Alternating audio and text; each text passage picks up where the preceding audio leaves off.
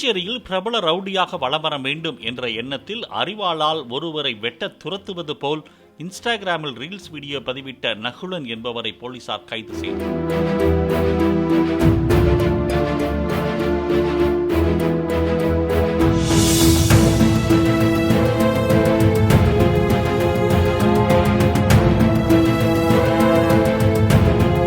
அடிதடி வழக்குகளில் தொடர்புடைய நகுலனுக்கு போலீசார் தங்கள் பாணியில் அறிவுரை வழங்கியதை தொடர்ந்து அவர் தனது தவறுக்கு மன்னிப்பு கோரி வீடியோ வெளியிட்டார்.